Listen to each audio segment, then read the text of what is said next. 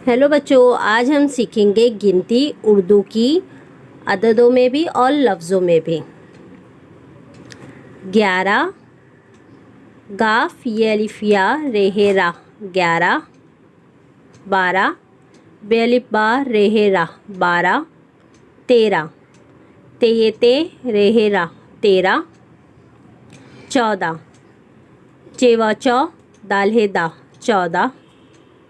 15 पे नून दाल पंद रेहे रा 15।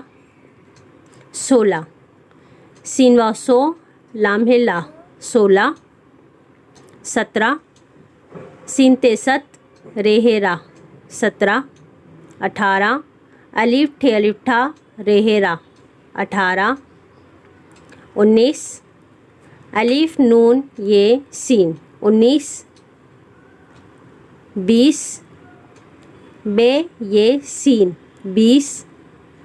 तो ये थी गिनती 11 से 20 तक उर्दू में।